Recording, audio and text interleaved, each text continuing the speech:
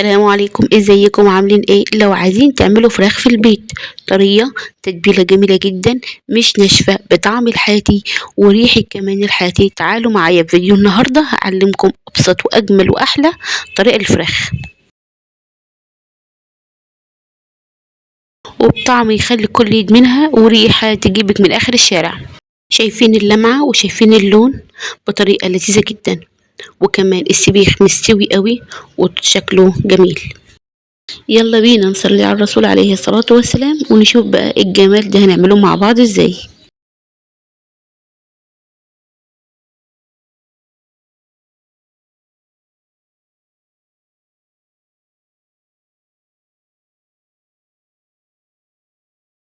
التتبيلة بتاعتي بتبقى عبارة عن طماطم، بصل، فلفل حامي احمر واخضر، التوابل ملح، كركم، روزماري، حبهان، توم باودر، بصل باودر، فلفل اسود، كمون. مهمين جدا يا جماعة استخدام الكاري والحبهان، بيدوا نكهة حلوة جدا جدا للمشويات.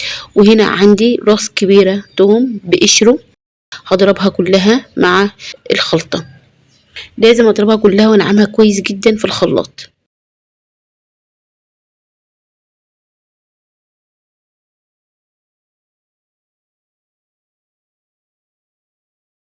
نضيف المكونات اللي هنطحنها في الخلاط مع بعض، هنضربها جامد جدا. طبعا الحبهان والروزماري هنا مش ناعم، ومع الثوم والبصل ان المكونات الناعمه، التوابل الناعمه دي هركنها على جنب.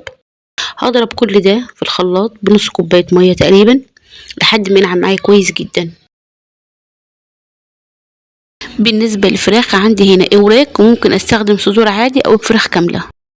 همسك كل ورك اقطعه بالسكينه بالمنظر ده، مش هفصله عن بعضه، بس لازم اعمل فتحات عشان خاطر ان انا اقدر ادخل فيها التتبيله وتشرب التتبيله معايا كويس جدا.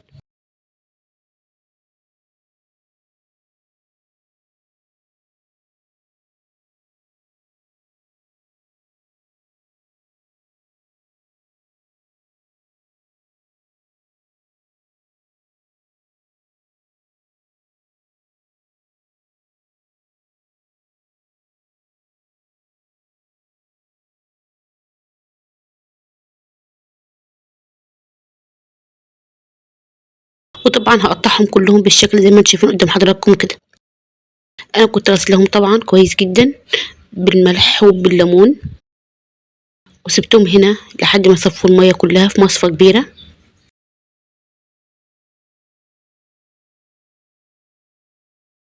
كده خلاص انا ضربت الخلطه كلها في الخلاط وطحنتها كويس جدا وضفت عليها التوابل.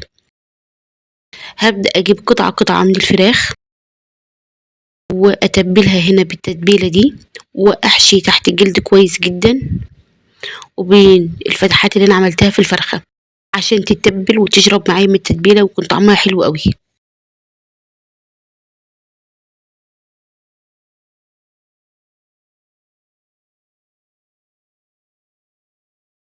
مهم جدا ان احنا نحشي قطع الفراخ بالخلطه كويس جدا وتحت الجلد وما بين اللحم، عشان نضمن ان الفراخ اتشربت كويس جدا ويبقى طعمها حلو قوي.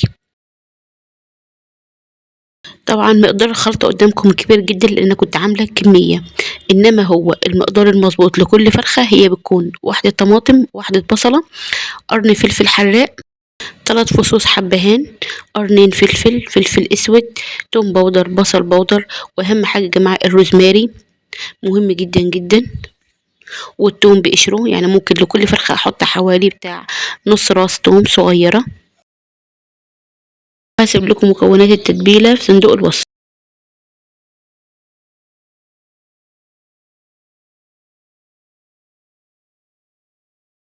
عشان اخد طبعا افضل نتيجه لازم اكون نقعها من قبلها بيوم. لو انا مستعجله هنقعها في نفس اليوم، او ممكن قبل ما اعملها بساعتين 3 على الاقل عشان تشرب كويس جدا من التتبيله ويكون نكهتها وطعمها حلو جدا. انا هنا هنقعها من قبلها بيوم وهشيلها في التلاجة.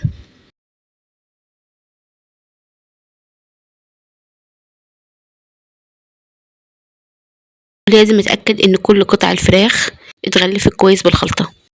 كده هنا ما شاء الله تاني يوم الفراخ شايفين شكلها بقى جميل ازاي، الخلطه نزلت كل السوائل اللي فيها والفراخ اتنقعت كويس. هاجي بقى هنا امسكهم على الشبكة بتاعة الفرن، ارصهم قطعة جنب قطعة. يستحسن اجيب صينية فيها مية واحطها تحت الفراخ، بس الخطوة دي اختيارية. شغل عندي الفرن من تحت، مش هشغل الشواية نهائي، هتاخد عندي من ساعة لساعة ونص على درجة حرارة متوسطة، مش هنعلي الفرن قوي.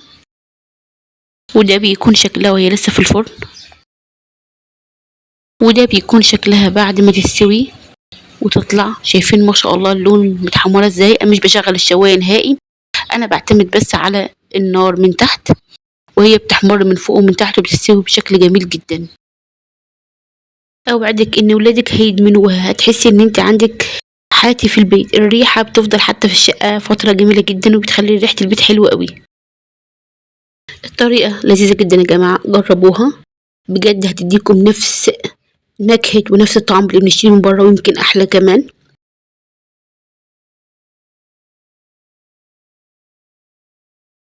قدموها مع سلطة، مع طحينة، مع رز بسمتي. وأتمنى لو عجبكم الفيديو ما تنسوش الاشتراك في قناتي والشير واللايك لكل اللي بتحبوهم، ودمتم يا رب دايما بكل صحة وعافية.